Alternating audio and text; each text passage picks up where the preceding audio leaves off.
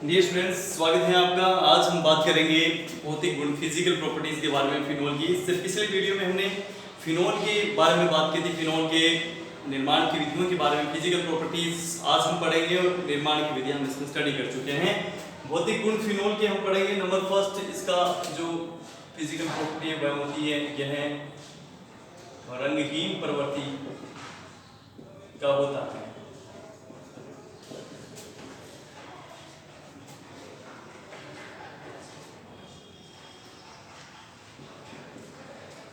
Dear students, इसके बाद हम देखेंगे फिनोल जो होता है वह जल में अल्प विलेयशील होता है।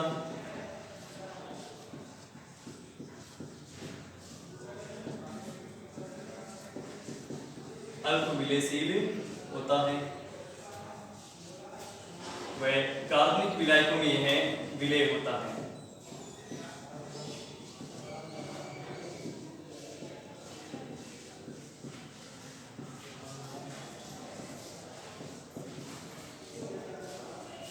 कार्बनिक विलायकों में विलय होता है, पूर्णतः ही विलय हो जाता है कार्बनिक विलायकों में।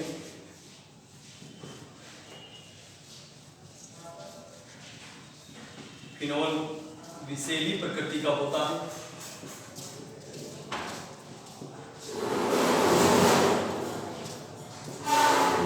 फिनोल विषैली प्रकृति का होता है, टॉक्सिक नेचर का ये कंपाउंड होता है।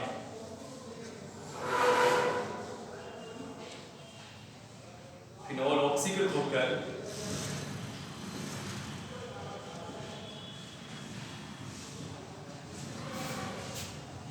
गुलाबी रंग का पेराबेंजोइक फिनोल बनाता है।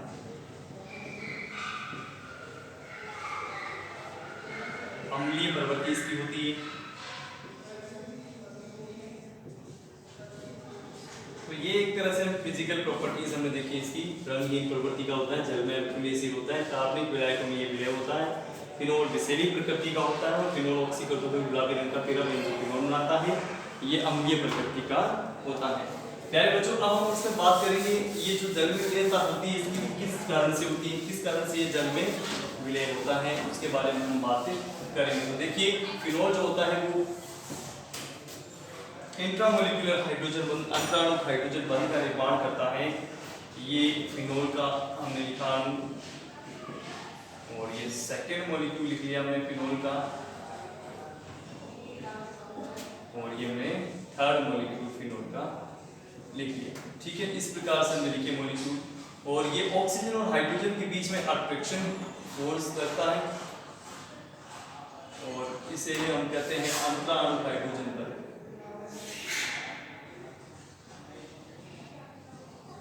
तो ये अंतराणु हाइड्रोजन बंध का निर्माण होता है फिनोल के अंदर। हम जानते हैं हाइड्रोजन बंध क्या होता है। हाइड्रोजन बंध मतलब है अधिक विद्युत ऋणी तत्व जैसे नाइट्रोजन, ऑक्सीजन, फ्लोरीन और हाइड्रोजन के बीच का जो अट्रैक्शन फोर्स होता है उसी को हम क्या कहते हैं, हाइड्रोजन बॉन्ड के नाम से जानते हैं। तो ये एक तरह से शूडो बॉन्ड होता है एक तरह से, ठीक है, और आभासी बंध एक तरह से होता है, इसलिए इसे डॉटेड लाइन से हम शो करते हैं। अंतराणु हाइड्रोजन बंध एक से अधिक अणुओं के अंदर पाए जाने वाला हाइड्रोजन बंध होता है। यदि एक अणु के अंदर हो तो उसे हम अंतः अणु कहते हैं, इंटरमोलिकुलर कहते हैं, और इंट्रामोलिकुलर में एक से अधिक अणुओं के अंदर ये हाइड्रोजन बंध प्रेजेंट होता है। ठीक है, तो इस प्रकार का हाइड्रोजन बंध बनता है। इसी कारण से ये जल में क्या होता है, विलेयशील होता है वाटर मॉलिक्यूल के साथ। ये आसानी से बंधित हो जाता है हाइड्रोजन बंध से, और जल में ये विलेयशील हो जाता है। ठीक है, इसके बाद हम बात करेंगे, देखो प्यारे बच्चों, केमिकल रिएक्शंस की, फिजिकल प्रॉपर्टीज की बात भी पढ़ेंगे। केमिकल रिएक्शंस फिनोल की।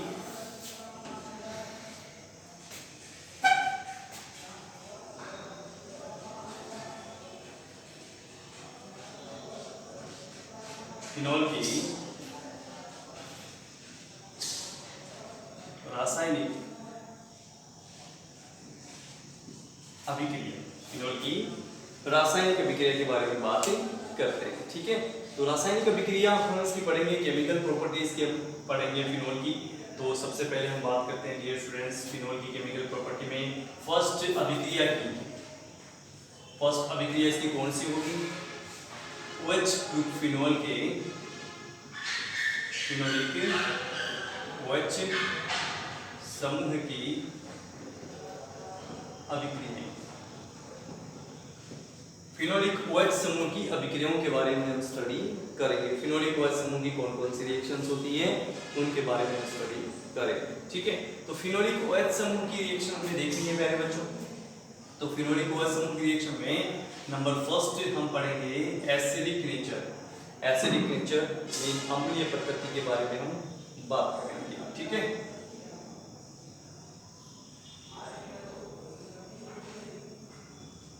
अम्लीय प्रकृति के बारे में बात करेंगे, ठीक है। अम्लीय प्रकृति इसकी शो करती है कौन कौन सी रिएक्शन हम इसमें लिखें। फिनोल की अम्लीय प्रकृति को दर्शाने वाली अभिक्रियाएं लिखी। तो देखो ये 3 अभिक्रिया में अम्लीय प्रकृति को दर्शाने वाली फिनोल की लिख देता हूँ।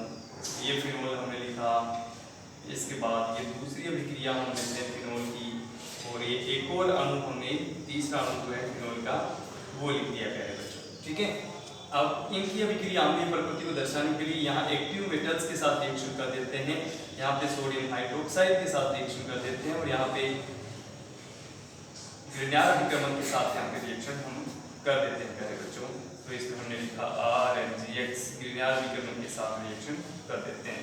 ये ड्राई ईथर की उपस्थिति में रिएक्शन कंप्लीट होती है, ठीक है। इसको हमें हीट करना पड़ता है, और ये भी हम एक्टिव मेटल के साथ रिएक्शन कर देते हैं, ठीक है। एक्टिव मेटल के साथ रिएक्शन करते हैं। तो प्यारे बच्चों यहाँ पे हमें 2 मॉलिक्यूल्स की रिक्वायरमेंट पड़ती है, ठीक है। और यहाँ से हमें सोडियम के 2 मेटल्स की आवश्यकता पड़ती है। हाइड्रोजन इसमें से रिमूव हो जाता है। फिनोलिक OH ग्रुप की हम अभिक्रिया पढ़ रहे हैं, तो OH बंद टूट जाएगा, और यहाँ से क्या निकल जाएगा प्यारे बच्चों, यहाँ से हाइड्रोजन निकल जाएगा। क्या निकल जाएगा? हाइड्रोजन गैस के रूप में यहाँ से बाहर निकल जाता है, और उत्पाद हमारे पास क्या बन जाएगा? Sodium phenoxide. ये बन गया सोडियम फिनोक्साइड, और ये H2 हाइड्रोजन गैस इसमें से बाहर निकल जाती है। इसको हम कहते हैं सोडियम फिनोक्साइड। क्या कहते हैं इसको? Sodium phenoxide. सोडियम फिनोक्साइड बाहर निकल जाता है, और H2 हाइड्रोजन गैस इसमें से बाहर निकल जाती है। इसके बाद हम देखेंगे इस अभिक्रिया में हमने देखा कि इसमें से भी क्या निकाल दिया हमने प्यारे बच्चों, H2 को हमने इसमें से बाहर रिमूव कर दिया, लेकिन निकल क्या रहा है? यहाँ से हाइड्रोजन निकल रहा है। OH ग्रुप से क्या निकल रहा है? हाइड्रोजन। OH NaOH से निकल गया, H2 इसमें से बाहर निकल गया, और बाद हमारे पास क्या बन जाता है? देखो ये सोडियम फिनोक्साइड हम इसमें से बना देते हैं। ये सोडियम फिनोक्साइड बन जाता है, और H2 इसमें से बाहर निकल जाता है, ठीक है। इसके बाद आगे देखिए फिनोल की रिएक्शन RMgX के साथ ग्रिग्नार्ड अभिक्रमण के साथ हो रही है। यहाँ भी हम क्या करेंगे? इसको इस प्रकार से बाहर निकाल देंगे RH के रूप में। ये RH के रूप में बाहर निकल गया, RH LK निकल गया यहाँ से, ये RH निकल गया, और इसके साथ हम देखेंगे आगे जो प्रोडक्ट है वो मिल जाएगा हमारे पास में OMgX, इसके ऊपर ऐड हो जाएगा OMgX। मीन यहाँ से हम देखेंगे क्या निकल रहा है? हाइड्रोजन निकल रहा है। क्यों हाइड्रोजन यहाँ से बाहर निकल रहा है? फिनोलिक OH ग्रुप से हाइड्रोजन निकल रहा है। मतलब यहाँ पर ये तीनों ही जो अभिक्रियाएं हैं, ये तीनों अभिक्रियाएं किसको शो कर रही है प्यारे बच्चों? ये तीनों ही अभिक्रियाएं अम्लीय प्रकृति को शो करती हैं, क्योंकि हाइड्रोजन यहाँ से निकल रहा है, OH ग्रुप से क्या निकल रहा है? H पॉजिटिव आयन निकल रहा है। H पॉजिटिव आयन निकलने के कारण हम कह सकते हैं कि ये तीनों ही अभिक्रियाएं अम्लीय प्रकृति को शो करती हैं, अम्लीय प्रकृति को ये दर्शाती है, ठीक है। ये हमने 3 अभिक्रियाओं के बारे में बात की। इसके बाद आगे देखिए इस अम्लीय प्रकृति को दर्शाने के पीछे क्या कारण हो सकते हैं। इसमें बोर्ड में क्वेश्चन भी पूछा जा सकता है, तो इसको क्वेश्चन से लेकर के हम सोल्व करते हैं इसको।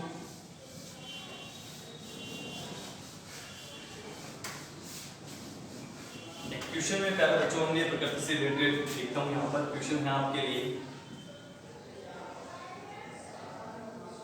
फिनोल की अम्लीय प्रकृति को समझाइए। फिनोल की अम्लीय प्रकृति को समझाइए। एक क्वेश्चन आपसे ये दिया जाएगा फिनोल की अम्लीय प्रकृति को समझाना, ठीक है। और एक क्वेश्चन हम सोल्व करेंगे। क्वेश्चन नंबर 1 तो आपका ये रह गया, क्वेश्चन नंबर 2 हम सोल्व करेंगे एक और। तो पहला क्वेश्चन हमारे पास में ये है इस टॉपिक से, अम्लीय प्रकृति से, फिनोल की अम्लीय प्रकृति से फिनोल की अम्लीय प्रकृति को समझाइए।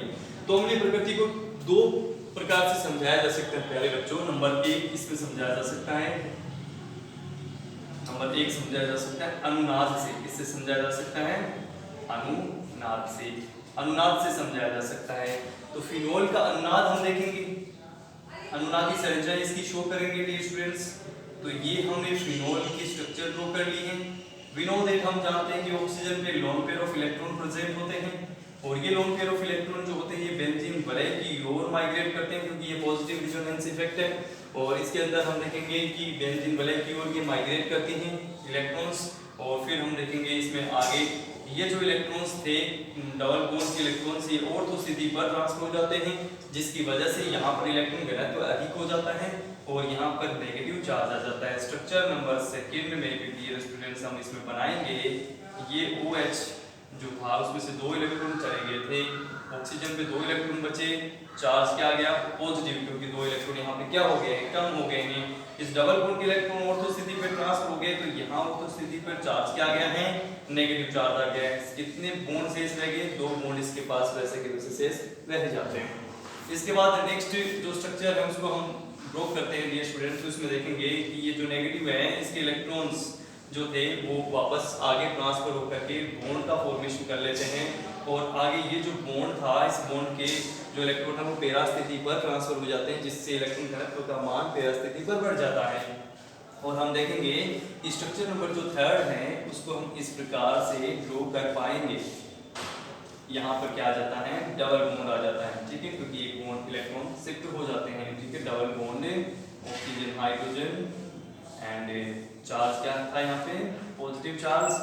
और यहाँ पर हम बॉन्ड को फॉर्मेशन कर सकते हैं और ये बॉन्ड पहले से प्रेजेंट है तो ये जो चार्ज नेगेटिव था ये शिफ्ट कहाँ हो गया? इस पोजीशन पर ये शिफ्ट हो जाता है, ठीक है।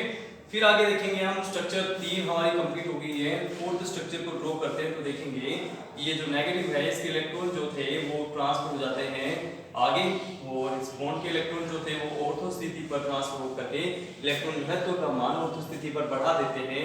स्ट्रक्चर नंबर 4 को हम इस प्रकार से ड्रॉ कर सकते हैं। स्ट्रक्चर नंबर 4 को हम इस प्रकार से ड्रॉ कर सकते हैं। चार्ज देखो, चार्ज हमने ऑक्सीजन पे वैसे ही स्ट्रक्चर नंबर 3 के समान हमने पॉजिटिव चार्ज लगा दिया और उस स्थिति पर चार्ज क्या आ जाता है? नेगेटिव चार्ज आ जाता है।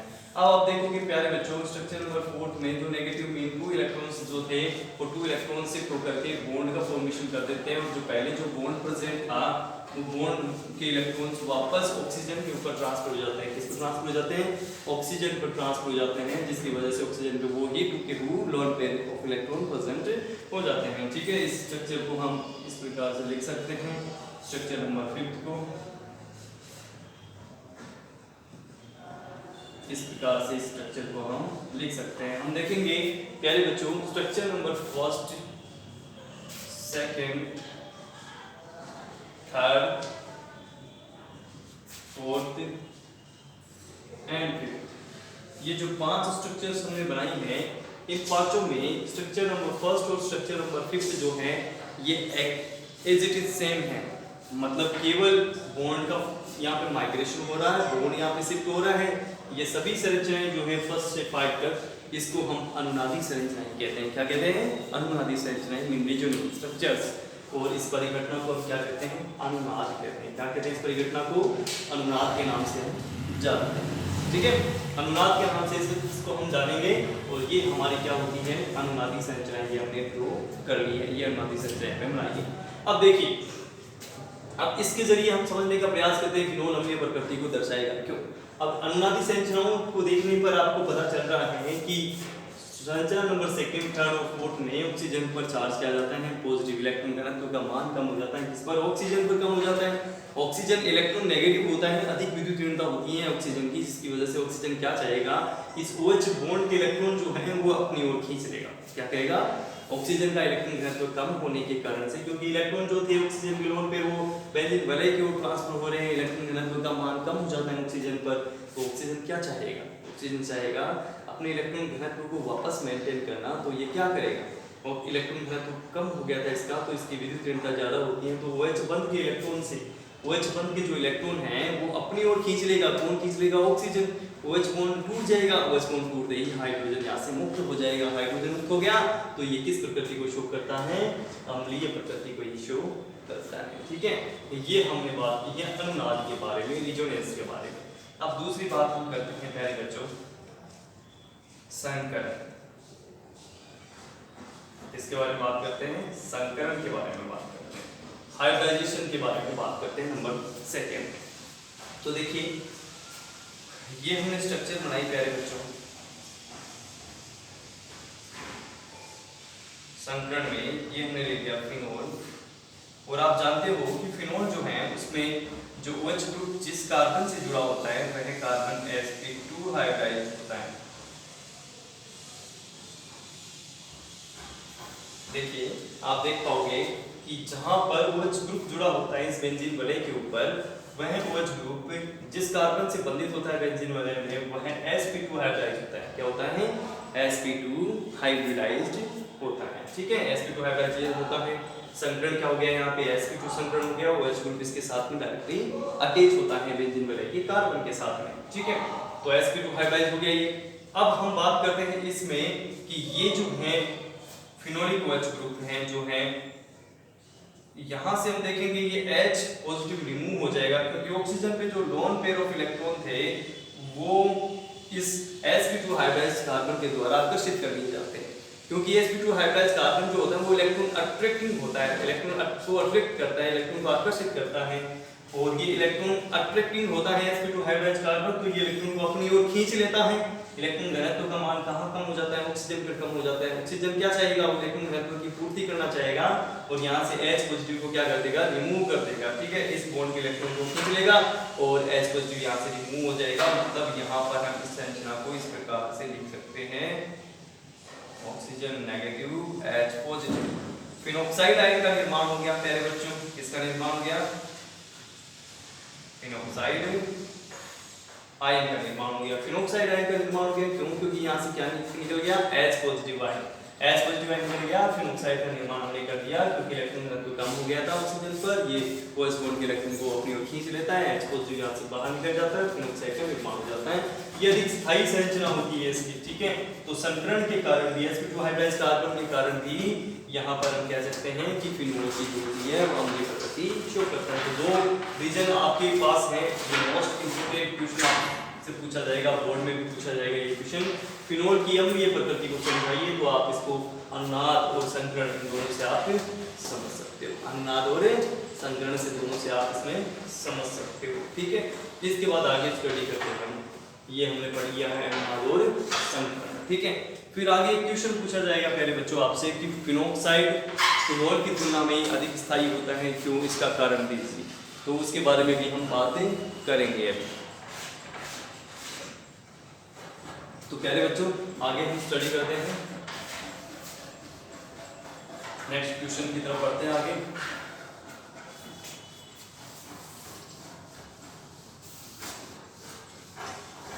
तो अगला क्वेश्चन है हमारा प्यारे बच्चों आपके लिए बोर्ड के एग्जाम में मोस्ट इंपोर्टेंट क्वेश्चन रहेगा ये भी। और क्वेश्चन नंबर 2 हम बात करेंगे फिनोल की तुलना में, फिनोल की तुलना में फिनोक्साइड अधिक स्थायी होता है। क्यों?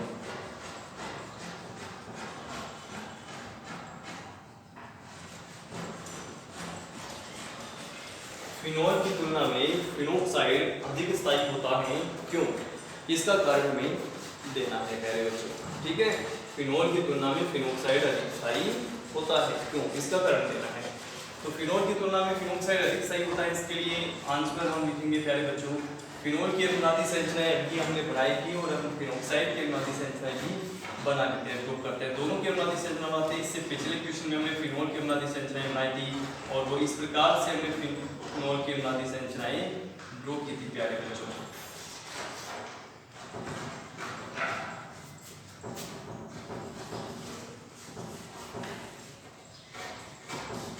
इस प्रकार से फिनोल की अनुनादी संरचनाएं हमने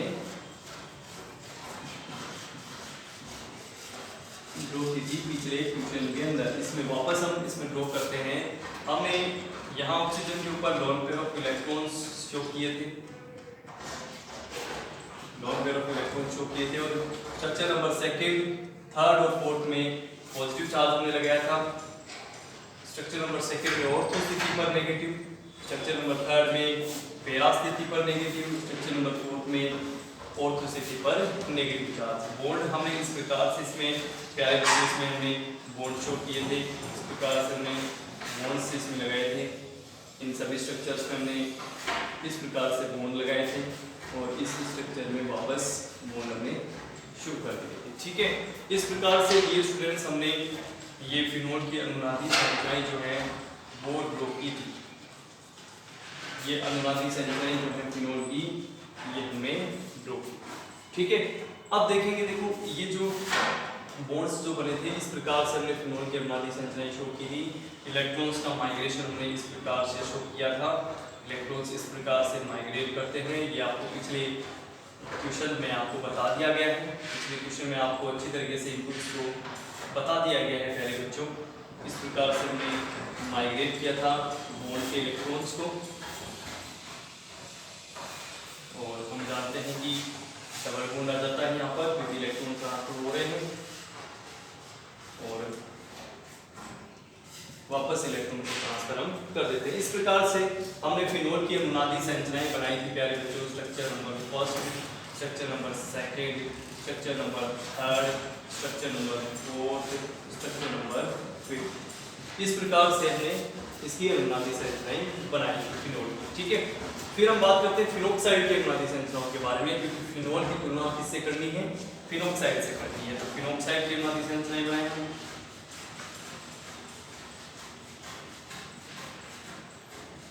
ये हमने लिखा फिनोल, फिनोल से हम फिनोक्साइड बना रहे हैं। फिनोक्साइड को चार्ज क्या आता है, नेगेटिव। ठीक है, ये फिनोक्साइड है लिया हमने, और ये स्ट्रक्चर नंबर हमारी क्या है, फर्स्ट स्ट्रक्चर है। हम देखेंगे कि ये जो नेगेटिव है इसके इलेक्ट्रॉन क्या हो रहे हैं, माइग्रेट हो रहे हैं, और यहाँ पर आ जाते हैं इलेक्ट्रॉन्स, मतलब यहाँ पे डबल बॉन्ड आ जाएगा। इस बॉन्ड के इलेक्ट्रॉन वापस स्थिति पर ट्रांसफर हो जाते हैं, तो ऑर्थो स्थिति पर इलेक्ट्रॉन घनत्व का मान बढ़ जाता है। इस प्रकार से हमने लगा दिया, बॉन्ड शो कर दिए, नेगेटिव चार्ज कहाँ से हो गया, ऑर्थो स्थिति पर इलेक्ट्रॉन घनत्व बढ़ गया। अब वापस इसके इलेक्ट्रॉन जो थे वो बॉन्ड का फॉर्मेशन करते हैं अगले स्थिति पर, और ये जो नेक्स्ट बॉन्ड है, प्रेजेंट बॉन्ड है, वो पैरा स्थिति पर इलेक्ट्रॉन का ट्रांसफर करते हैं, जिसकी वजह से जो नेगेटिव चार्ज है वो शिफ्ट हो जाता है कहाँ पर, पैरा स्थिति पर। तो ये स्ट्रक्चर नंबर सेकंड हमने ड्रॉ कर ली है। स्ट्रक्चर नंबर थर्ड में देखोगे आप प्यारे बच्चों, इसमें हम इस प्रकार से स्ट्रक्चर ड्रॉ कर सकते हैं। स्ट्रक्चर नंबर सेकंड को देखते हुए इस नेगेटिव इलेक्ट्रॉन जो थे वो ट्रांसफर हो गए थे, तो बॉन्ड का फॉर्मेशन हो गया। इस बॉन्ड के इलेक्ट्रॉन शिफ्ट हो गए, तो इस पैरा स्थिति पर चार्ज क्या गया, नेगेटिव, और बाकी जो नेक्स्ट बॉन्ड था वो ऐसे कैसे शेष रह गया। ठीक है, इस प्रकार से स्ट्रक्चर नंबर थर्ड का फॉर्मेशन यहाँ पर हो जाता है। इसके बाद आगे बढ़ते हैं प्यारे बच्चों, तो आगे हम देखेंगे कि यहाँ नेगेटिव मतलब इस बॉन्ड के इसके इलेक्ट्रॉन जो थे वो शिफ्ट हो जाते हैं, और फिर इस नेक्स्ट बॉन्ड के इलेक्ट्रॉन वापस ऑर्थो स्थिति पर शिफ्ट होते हैं। इससे स्ट्रक्चर नंबर 4 हम जब बनाते हैं तो स्ट्रक्चर नंबर 4 इस प्रकार से हम ड्रॉ कर सकते हैं, डबल बॉन्ड ऑक्सीजन, और ये इलेक्ट्रॉन जो थे वो शिफ्ट हो जाते हैं इस स्थिति पर। ठीक है, फोर्थ स्थिति पर। ये हमारे स्ट्रक्चर नंबर 4 बन जाती है। अब हम बात करते हैं स्ट्रक्चर नंबर 5, लास्ट स्ट्रक्चर की। इलेक्ट्रॉन इलेक्ट्रॉन जो थे वो बॉन्ड का फॉर्मेशन करते हैं। ठीक है, और इस बॉन्ड के इलेक्ट्रॉन वापस कहाँ से हो जाते हैं, ऑक्सीजन पर ट्रांसफर हो जाते हैं। तो लास्ट स्ट्रक्चर में ऑक्सीजन पे चार्ज क्या चला जाता है, नेगेटिव चार्ज चला जाता है फर्स्ट स्ट्रक्चर के समान, और बाकी बॉन्ड शिफ्टिंग इसमें हो जाती है। तो इस प्रकार से प्यारे बच्चों हम देखेंगे फिनोक्साइड की अनुनादी संरचनाएं जो हैं वो हमने बना ली हैं। फिनोक्साइड की अनुनादी संरचनाओं में कोई विनावेश ऑक्सीजन पर उपस्थित नहीं होता है। तीन स्ट्रक्चर नंबर सेकंड, थर्ड और फोर्थ में हम देख पाते हैं। ठीक है, यहाँ पर इलेक्ट्रॉन घनत्व का मान कम हो जाता है फिनोल में। अब हम दोनों की तुलना करते हैं कि कौन अधिक स्थायी होता है और क्यों होता है स्थायी। तो फिनोल की अनुनादी संरचनाएं कम स्थायी होती हैं क्योंकि ऑक्सीजन परमाणु जो होता है वो अधिक विद्युत ऋणी होता है, और इस अधिक विद्युत ऋणी ऑक्सीजन पर इलेक्ट्रॉन घनत्व कम हो रहा है, मतलब पॉजिटिव चार्ज आ रहा है। कौन सा चार्ज आ रहा है, पॉजिटिव चार्ज आ रहा है। इलेक्ट्रॉन घनत्व का मान कम हो जाता है अधिक विद्युत ऋणात्मक ऑक्सीजन पर, तो धनावेश आ जाता है। ठीक है, इस कारण से इसकी जो अनुनादी संरचनाएं हैं वो कम स्थायी होती हैं फिनोक्साइड के अनुनादी संरचनाओं की तुलना में, क्योंकि यहाँ पर हम देखते हैं कि यहाँ जो नेगेटिव चार्ज है वो अधिक विद्युत ऋणात्मक ऑक्सीजन परमाणु पर उपस्थित है, और बाकी जो तीन संरचनाएं बनती हैं सेकंड, थर्ड एंड फोर्थ, इनमें कोई भी ऋणावेश और धनावेश उपस्थित नहीं होता है। ठीक है, आवेश का विस्थानीकरण नहीं होता है। तो यहाँ पर हम देखेंगे कि स्ट्रक्चर जो हमने बनाई है फिनोक्साइड की अनुनादी संरचनाएं वो अधिक स्थायी होती है किसकी तुलना में, फिनोल की तुलना में, क्योंकि यहाँ अधिक विद्युत ऋणात्मक ऑक्सीजन पर ऋणावेश आता है, और यहाँ पर फिनोल में अधिक विद्युत ऋणात्मक ऑक्सीजन परमाणु पर धनावेश आ जाता है। इस कारण से इसकी अनुनादी संरचनाएं कम स्थायी होती है और फिनोक्साइड की अनुनादी संरचनाएं अधिक स्थायी होती है। इस कारण से फिनोल की तुलना में फिनोक्साइड अधिक स्थायी होता है। इसी कारण से फिनोल क्या करता है, H पॉजिटिव को आसानी से रिमूव कर देता है और अम्लीय प्रकृति को शो करता है, क्योंकि वो स्थायित्व प्राप्त करना चाहता है। स्थायित्व प्राप्त करने के लिए वो क्या करता है, H पॉजिटिव को दान कर देता है, त्याग देता है, जिसकी वजह से फिनोल जो होता है वो H पॉजिटिव त्याग कर फिनोक्साइड बना देता है, अधिक स्थायी रूप में आ जाता है। इस कारण से फिनोल की अनुनादी संरचनाओं की तुलना में फिनोक्साइड की अनुनादी संरचनाएं ज्यादा स्थायी होती है। तो प्यारे बच्चों, आज का टॉपिक हम ये कंप्लीट करते हैं, और उम्मीद करता हूँ कि आपको ये टॉपिक अच्छी तरीके से समझ में आया होगा, और चैनल के साथ आप जुड़े रहिए, लगातार जुड़े रहिए, वीडियोस की नोटिफिकेशन आपको के पास आती रहिए, तो बेल आइकन को आप प्रेस कीजिए ताकि लगातार आप हमारे साथ में जुड़े रहो और अपनी स्टडी का आनंद ले पाओ, केमिस्ट्री सब्जेक्ट को अच्छी तरीके से पढ़ पाओ। Stay home, stay safe, thank you very much.